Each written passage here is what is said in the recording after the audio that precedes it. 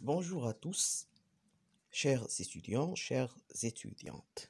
Dans cette vidéo, je vous invite à déduire l'expression de la densité de la quantité de mouvement électromagnétique à partir, bien sûr, du formalisme lagrangien. On sait que le champ électromagnétique est un système physique comme n'importe quel autre, c'est-à-dire une forme d'existence de la matière, pas seulement des abstractions ou bien des représentations mathématiques des interactions électromagnétiques. Donc, le champ électromagnétique existe. Il a une existence substantielle, c'est-à-dire une forme d'existence de la matière. Donc, le formalisme hamiltonien ou bien le formalisme lagrangien de la mécanique analytique peut être appliqué, bien sûr, au champ électromagnétique. Alors, on sait que la densité du champ électromagnétique, bien sûr, ou bien la densité de la quantité de mouvement en général, égale la dérivée partielle, bien sûr, de la densité lagrangienne par rapport à la dérivée temporelle de la coordonnée généralisée, c'est-à-dire la dérivée partielle du lagrangien par rapport à la vitesse. Dans le vide, le lagrangien en termes de densité ou bien la densité lagrangienne du champ électromagnétique égale la différence, bien sûr, du vecteur champ électrique, du carré du vecteur champ électrique et du vecteur, bien sûr, en carré ou bien en termes quadratiques du champ magnétique.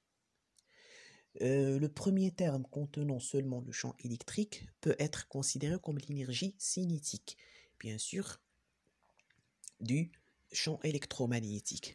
Le deuxième terme, c'est-à-dire le carré du champ magnétique responsable à la pression, bien sûr, du champ magnétique, à la pression du champ électromagnétique, peut être considéré comme, bien sûr, l'énergie potentielle.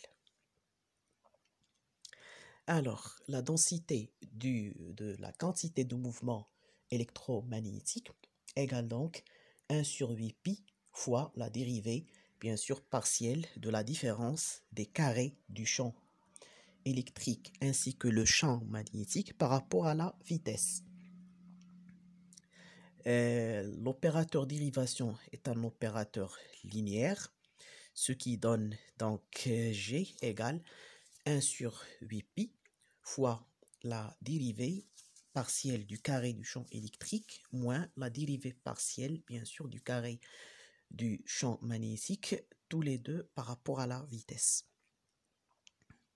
Alors, ces deux carrés, ils peuvent être exprimés de la manière suivante. Donc, E au carré égale, ou bien D2E au carré, c'est 2E fois D2E. C'est-à-dire, on peut écrire G égale 1 sur 8 pi, facteur 2E fois la dérivée partielle du champ électrique par rapport à la vitesse, moins 2B fois la dérivée partielle du champ magnétique par rapport justement à la vitesse.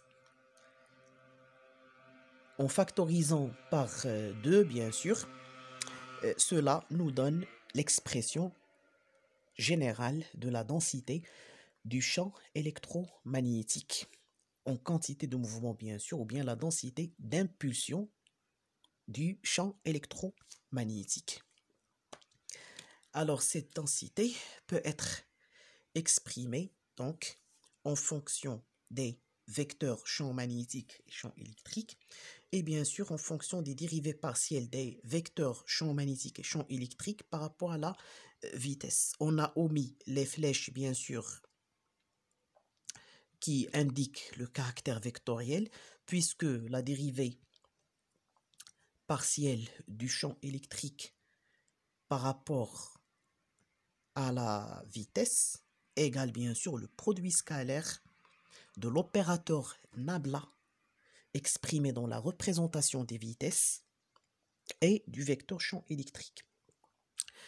On sait que la vitesse égale donc la dérivée entière de la coordonnée généralisée par rapport au temps. Donc la différentielle de la vitesse égale la différentielle de cette dérivée. On sait aussi de la mécanique que la dérivée de la vitesse par rapport au temps égale la dérivée secondaire de la coordonnée généralisée par rapport au temps. Donc la différentielle de la vitesse égale la dérivée secondaire de la coordonnée généralisée par rapport au temps fois la différentielle du temps. On sait que le champ électromagnétique se propage avec la vitesse de la lumière, c'est-à-dire la vitesse de propagation ou bien la vitesse du déplacement du champ électromagnétique égale bien sûr la constante électrodynamique de Weber-Kohlrausch qui est qui n'est également que la vitesse de la propagation de la lumière dans le vide. C'est pour cela on peut donc omettre les opérateurs dérivation par rapport à la vitesse et on garde seulement les dérivées entières du champ électrique et du champ magnétique. Et on substitue l'opérateur différentiel de la vitesse par sa valeur propre, bien sûr, qui est la vitesse de la lumière. Donc, la quantité de mouvement volumique électromagnétique égale donc 1 sur 4 pi fois E fois d rond de E moins B fois d de B.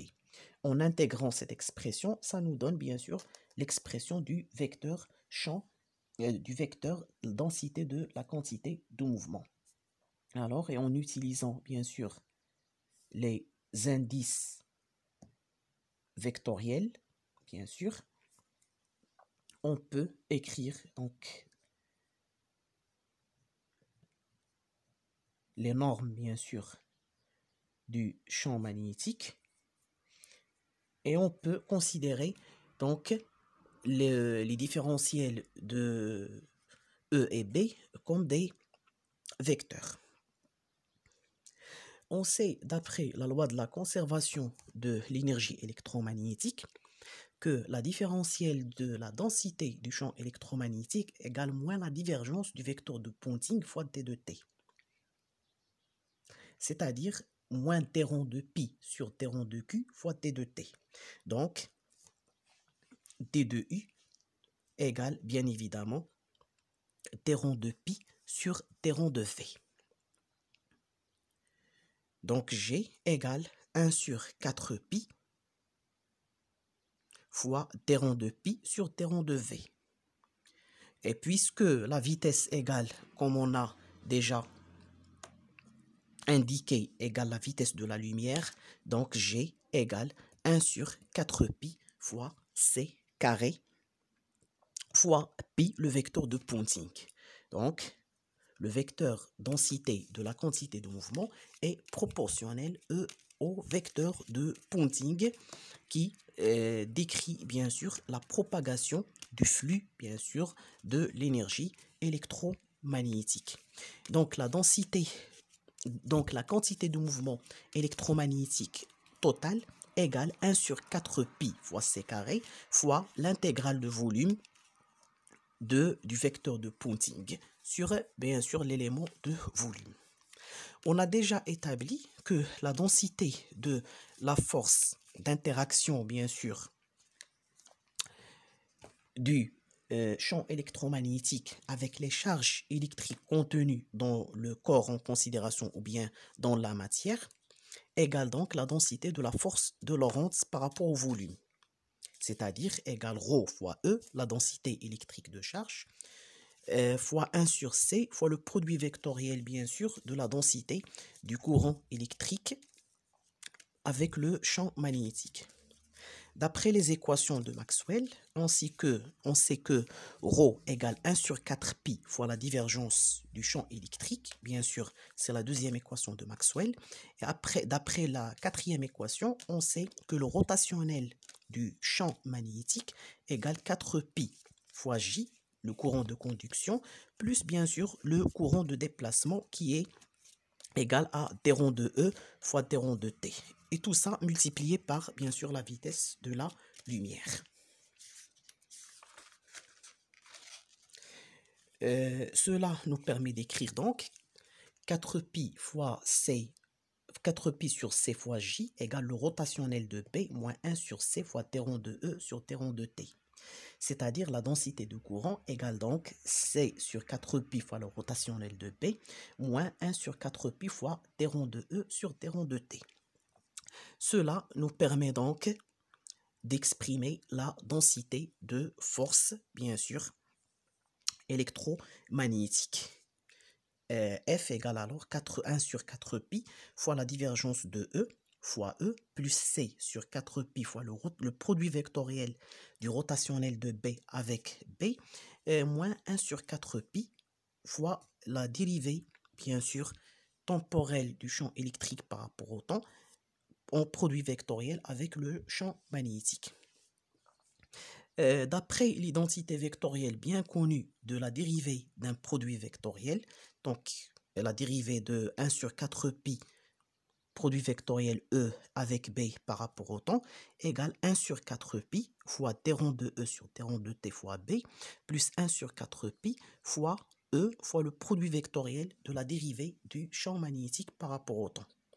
Ce qui nous permet d'écrire donc F, la force volumique, plus la dérivée par rapport au temps de 1 sur 4pi produit vectoriel de E et B égale donc 1 sur 4pi fois la divergence de E fois E plus 1 sur 4pi fois la dérivée partielle du champ électrique par rapport au temps produit vectoriel avec le champ magnétique plus enfin C sur 4pi fois le rotationnel du champ magnétique produit vectoriel avec le champ magnétique.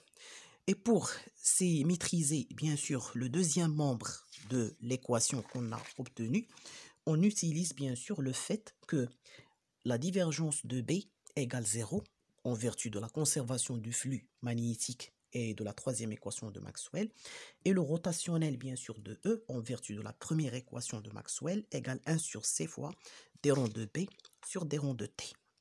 Ce qui donne en fin de compte la force volumique plus la dérivée partielle par rapport au temps de 1 sur 4pi produit vectoriel du champ électrique et du champ magnétique égale alors 1 sur 4pi fois la divergence du champ électrique fois E moins C sur 4pi fois E produit vectoriel avec le rotationnel de E.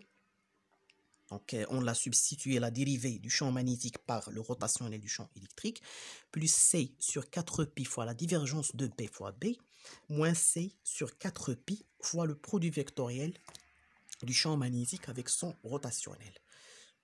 Le terme à droite, c'est-à-dire le second membre de l'équation obtenue, est la divergence du tenseur de contrainte de Maxwell, qui s'exprime comme ceci. Gamma ou bien sigma mu nu égale 1 sur 4pi, facteur moins E mu fois E nu, moins B mu fois B nu, plus 1 sur 2 delta mu nu fois E au carré plus B carré, où delta mu nu est le tenseur ou bien le symbole de Kronecker.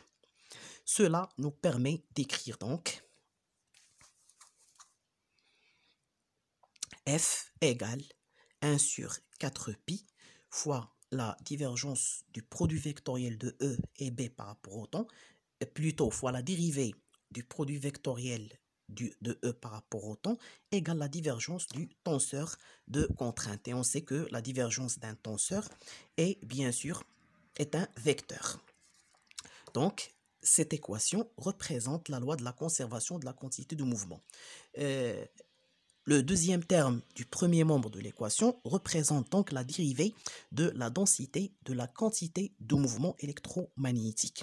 Donc, F plus d rond de G sur d rond de T égale la divergence de sigma mu nu. Et si jamais il n'y a pas, bien sûr, de force électromagnétique, ou bien il n'y a ni courant ni charge, bien sûr, F disparaissent de l'expression et cela nous donne bien sûr la divergence du tenseur de contrainte proportionnel à la dérivée de la densité du champ électromagnétique par rapport de la densité de la quantité de mouvement plutôt du champ électromagnétique par rapport au temps. Merci de votre attention et je souhaite du fond du cœur que cette vidéo soit intéressante et instructive pour vous, chers étudiants.